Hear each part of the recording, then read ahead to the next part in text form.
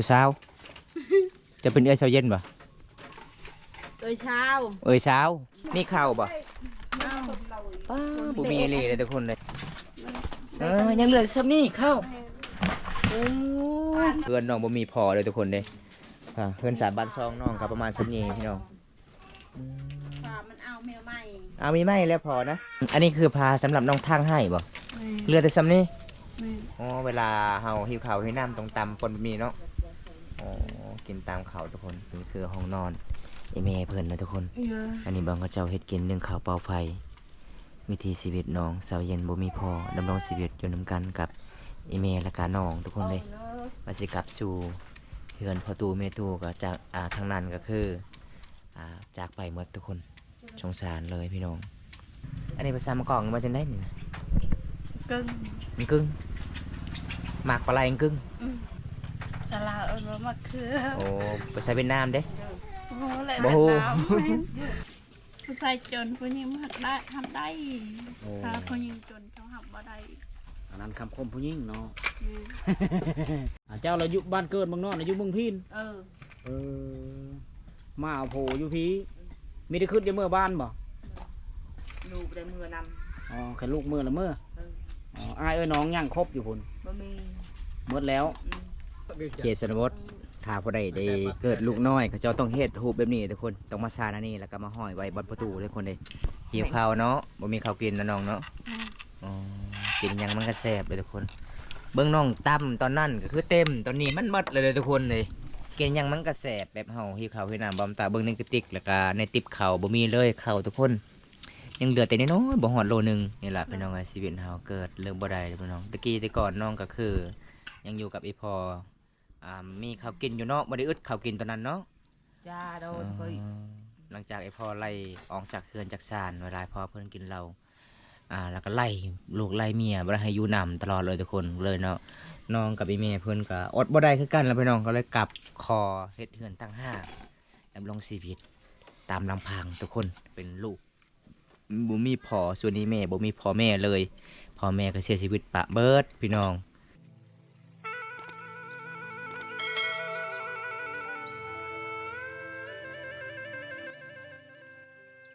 บ้านสวนสายเย็นนี่หากำมันที่ใส่น้องไปเก็บมักตองแล้วอะไรบ่ใส่ดีสังอาชีเขานะยังไปว่าจังได้ภาษามังกรนะมักตองคือกันบ่แม่นพะลองบ่แม่นก็คือไม่ยามสาวเย็นน้องก็คือบ่มีพ่อเด้อทุกคนเลยเย็นชื่อสาวเย็นแต่บ่ได้ฮ้อนเลยเนาะเย็นตลอดไม่จะเย็นตลอดเลยเป็นจะได้น้องสาวจะบ่ตั้งชื่อหรือบ่ตั้งแล้วนางชายอีกผู้ชายบ่เท้าซ้ายท้าบุญใหม่ท้าบุญใหม่ทุกคนเลยท้าบุญใหม่บ่มีพ่อเนาะ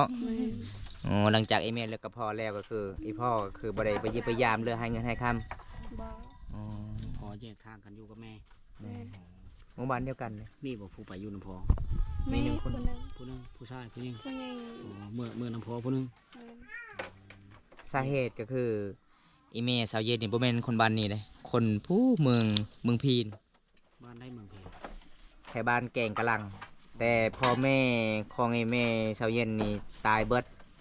ขออยู่น้ำเขาบ่ได้เพิ่งเขาบ่ได้ก็คือบ่ได้เอาผัวอยู่บ้านสิเบิดผัวกับปะอีกหลังจากนั้นพัวปะแล้วก็คือได้มาเกิดลูกอยู่เฮือนหลังนี้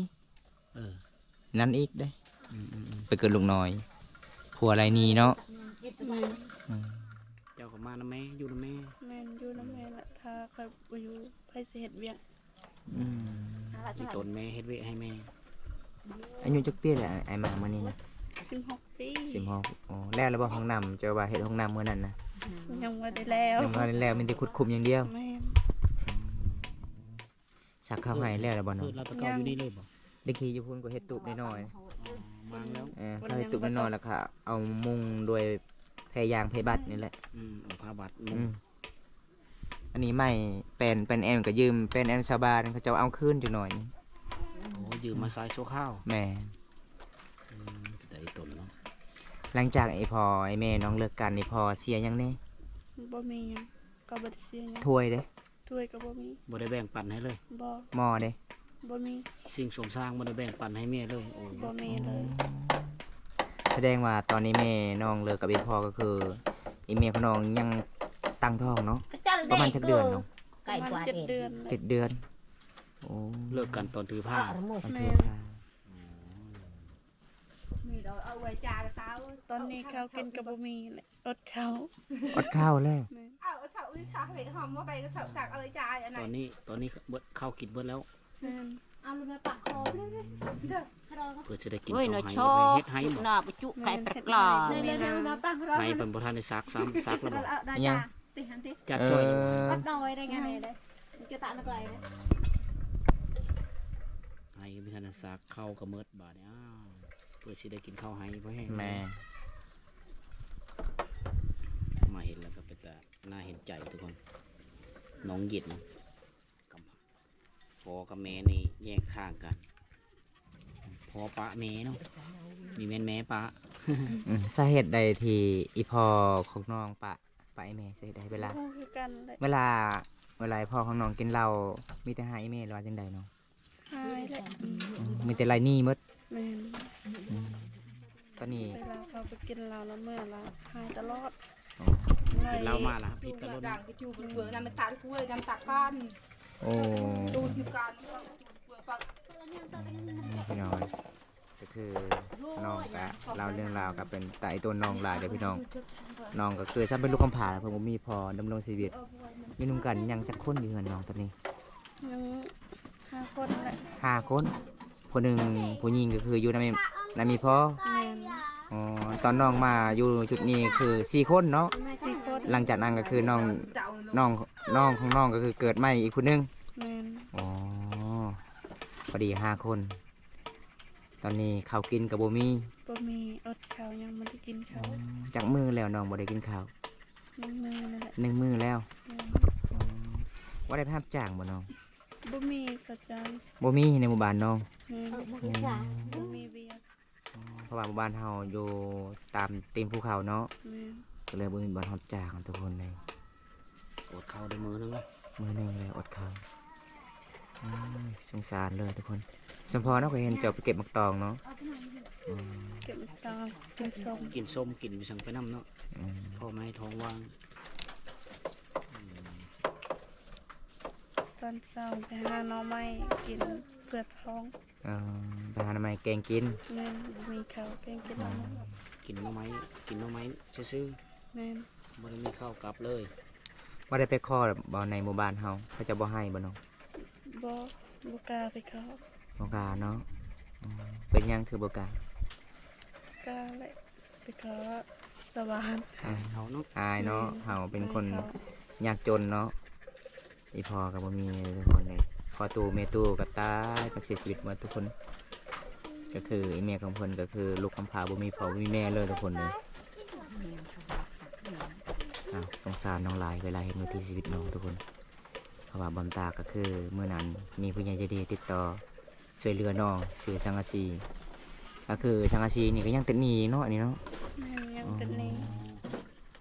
สังกะสีตัวมุ้งเฮือนยังติดนี่ แม่น ติดนี่เอาอยู่หางเขามามุ้งก่อนเขาก็โดยความเห็นใจเนาะเขาก็เลย แม่ หาเงินหาคำได้ ถ้าว่ามือมีเงินก็จะเอามาจ่ายเขา แม่ พี่ได้สังกะสีเพื่อนนอนติดนี้เอามีทันได้จ่ายครับเขากินกับเมิดบาทนี่เบิ่งแล้วมาเห็นแล้วตั้งแต่อีตดน้องเพื่อนนะทุกคนนะชีวิตเลยเกิดไม่ได้เห็นเลยจ้ะ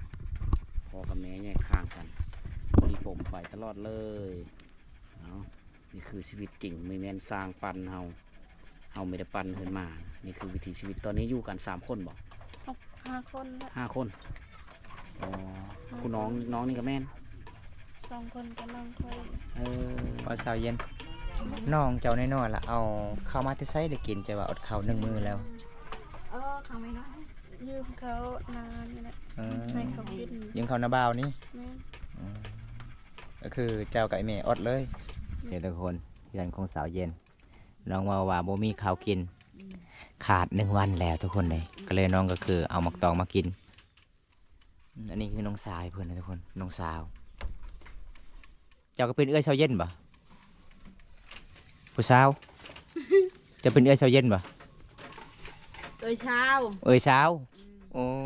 เอื้อยสาวเด้อทุกคนเพิ่นว่า เลยบ้า เอื้อยเบา โดยเช้า เอื้อยสาวนั่นได้เอื้อยสาวนะ เอ้ยสาวพี่น้องนี่น่ะพูดถึงยาน่ะนะน่าเช้าไป เน่าดังกระเลียว พี่ยาเห็ด Hiện พี่ ra น้อง mà này bố có man nè đạo hiện bà ơi อืม น่ะเห็ดพี่น้องน่ะเรียวๆดาวพี่น้อง เห็นนะสาว น่าเช้า Ôi là vô đào phọc เอาทุกคนไปเบิ่งวิถีชีวิตน้องก่อนทุกคนในอยากขึ้นเฮือนขึ้นศาลน้องก่อนนะทุกคนเบิ่งบันไดน้องก็มันก็สิตำๆเลยทุกคนเลยแบบเพื่อนน้องบ่มีพอมีแต่ไอ้แม่เมื่อนั้นก็คือค่อยเอาสังกะสีมากอะเกือบสิหักเนาะปลาน้องเอามักตอกมากินทุกคนใส่จะว่าบ่มีข้าวปดเรื่องเบิ่งติบข้าวน้องมีข้าวบ่ป้าบ่มีเลยทุกคนเลย อยู่ในกระติกก็บ่มี ขออนุญาตเข้าก่อนเด้อเอ้ยเด้อ เอาไปกี่ยวน แบบเต้นน่ะเยอะไม่รุก เติมว่ายังได้ชิม ทุกคนเลยยังเหลือซ้ำนี่เข้าโอ้เหลือไม่แต่สิให้น้องสาวจะกินบ่โอ้อยู่นี่ก็บ่มีบ่ บ่มีเลย โอ้ทุกคนเลยนี่บ่มีทุกคนบ่แม่นเฮาสร้างคอนเทนต์เลยคนเป็นเรื่องความจริงเนี่ยพี่น้องเฮือนน้องบ่มีพอเลยทุกคนเด้เฮือนสามบ้านซองน้องก็ประมาณซ้ำนี้พี่น้อง มันเอาแมวใหม่ มีไหมแล้วพอนะ ยังและกำลังไปดิ้นได้ โอ้กำลังไปเล่นผู้บ่าวผู้เศร้า ชาวบ้านตำรวจ แล้วก็เอามาเครือนี่มากินบ่เนาะ กินกับมะกอก คันอยู่ใกล้ๆคือบ้านบำตาใกล้กับเมืองกับคายเนาะคายตามเมืองก็คือได้ซื้อข้าวโลเป็นกิโล Cứ con này cứ gọi แล้วทำสำนีบ่เกลือบ่ย่างเกลือเนาะแต่ข้าวบ่มีเนาะเบิ่งข้าวในกระติกน้องบ่มีเลย กินส้มต่างเข้า แม่ là người tên nhà hầm rồi này à bò vài tỷ độ tỷ bơm này ชีวิตจริงยิ่งกว่าละคร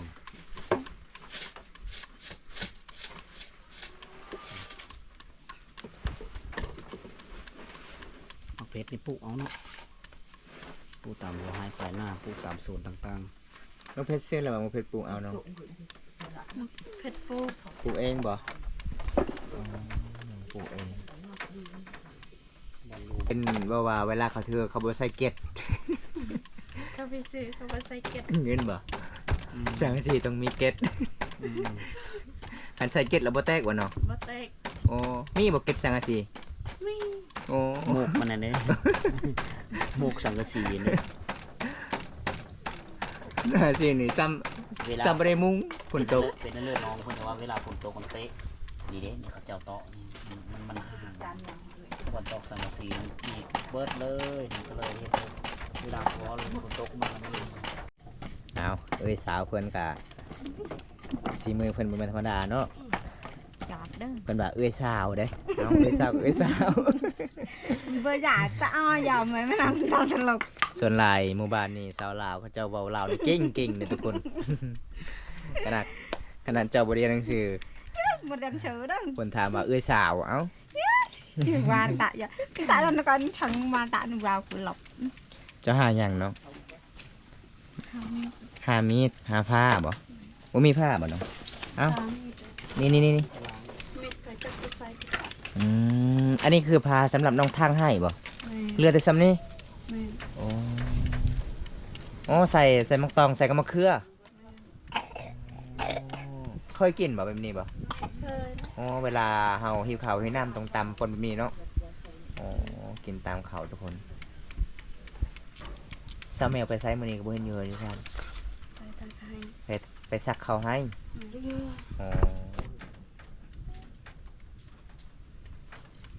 อันนี้คือห้องนอนไอแม่เพิ่นนะทุกคน อันนี้บางเขาเจ้าเฮ็ดกิน1ข้าวเปล่าไฟวิถีชีวิตน้องสาวเย็นบ่มีพอดำรงชีวิตอยู่นํกันกับไอแม่และกาน้องทุกคนเลยว่าสิกลับสู่เฮือนพ่อตู่แม่ตู่ก็จากทางนั้นก็คือจากไปหมดทุกคนสงสารเลยพี่น้องเลยน้องก็ดำรงชีวิตขออยู่นำดินดอนยาของสาวแมวพี่น้องเฮ็ดไร่เฮ็ดสวน ใครเนาะเจะมีหมู่ยังใจดีเนาะสาวเย็นเนาะสาวแมวนี่ใจดีจะดีเลย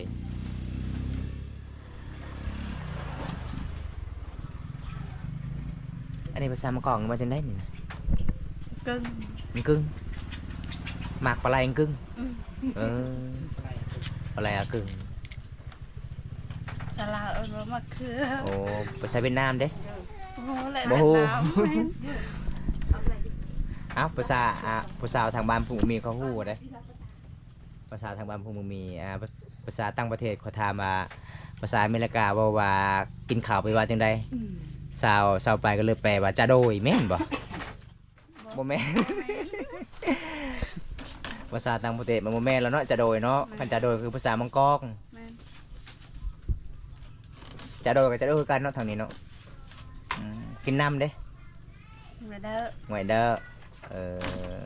โคกไผอันนี้นะน้องๆยืม พวกน้าสาว น้าสาวอีกอยู่น้องบ่มีโคกบ่ บ่มี โอ้ บ่มีเงิ Chứ anh có bằng ông phết ơn này อ๋อเวลาสิตำแจ่วนี่ยืมอีก ยืม โอ้บัดเจ้าของสิเอาก็เอาคืนเวลาจะเฮ็ดกินนึงเวลาเฮ็ดกินแกงกินอาหารนี่ต้องยืมต่ออีก โอ้ทุกคนวิถีชีวิตน้องเป็นเรื่องจริงเลยทุกคนเลยโคกสิตำแจ่วกับบ่มีนี่ก็คือขนาดยืมโคกของสาบานเนี่ยมันก็สิแตกเลยทุกคนคันเจ้าเฮ็ดแตกนี่เนี่ยเจ้าได้เงินมาแต่ใช้เสียให้เขานะ บ่มีเลย บ่มีต้องติดหนี้แล้วเนาะต้องไปส่งให้งานซักข้าวให้และช่วงนี้ อันนี้เขาขายอยู่บ้านน้องนี่เท่าไหร่บ่มีบนขาย บ่มี มีแต่ซื้ออยู่เมือง แม่น อืมประมาณเท่าไหร่ราคานี่เนาะ ประมาณ60-50แหละ โอ้พอได้ซื้ออยู่เนาะบาดไปรับจ้างกับบ่มีบอลรับจ้างอีกทุกคน Không thì chuyện cho chàng ở ขนาดจะซื้อสบู่กับยาสีฟันก็บ่มี บ่มี Thứ tây người ta bồ màu คันไปหาหน้าไม้หาห้อยไปขายกับบ่มีบอลขายอีก บ่มีคนขายบ่มีแล้วไปอยู่เมือง อ๋อมันไกลเนาะเมืองนองเนาะ แม่น อันนี้หาเมืองนองก็ตกประมาณ20กิโลทุกคนสาวรักนี่แหละตอนนี้น้องก็สิตำมะเขือกับมะตอกนะทุกคนน้องว่าอดข้าวอดน้ำในมือแล้วน้องก็กินข้าวได้กินข้าวแห้งเลยทุกคนเลย มีมะเขือมีมะตองคือมะแตงโน่ย้องลงไป แต่บ่มีปลาแดก เอาบะหมี่ปลาแดงเอาใช่ได้บะหมี่บอก มี เอาใส่ขิงพร้อมเฮ็ดอันนี้คือสูตรสาวลาวบ้านป่ากินส้มตำข้าวก่อนวันนี้ ta về tận là hiệu ta gì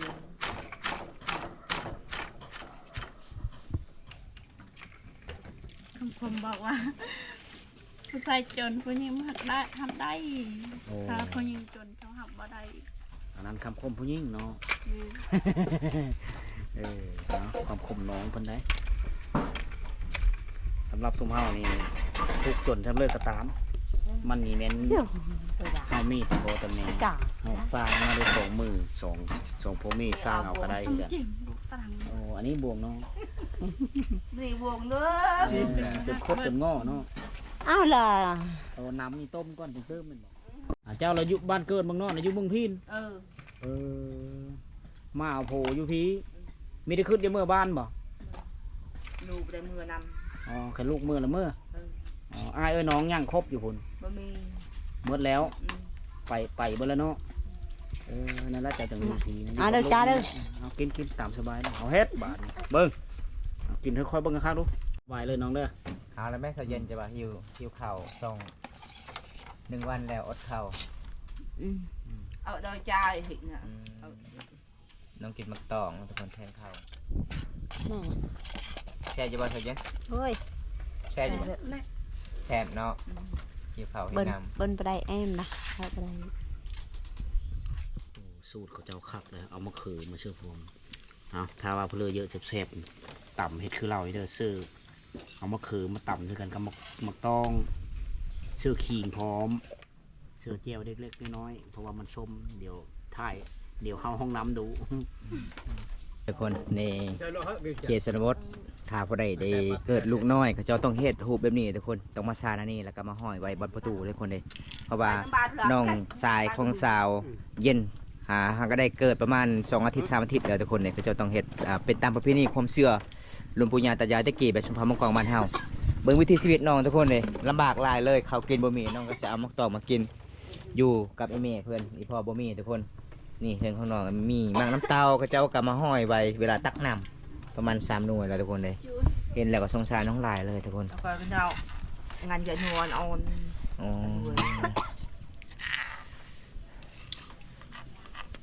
หิวข้าวเนาะบ่มีข้าวกินนะน้องเนาะอ๋อกินหยังมันก็แซ่บเลยทุกคนเบิ่งน้องตั้มตอนนั้นก็คือเต็มตอนนี้มันหมดเลยทุกคนเลยกินหยังมันก็แซ่บแบบเฮาหิวข้าวหิวน้ำบ่ตาเบิ่งในกระติกแล้วก็ในติ๊บข้าวบ่มีเลยข้าวทุกคนยังเหลือแต่น้อยๆบ่ฮอดโลนึงเลยเขาเจ้าก็ให้น้องชายเพิ่นได้กินทุกคนเลย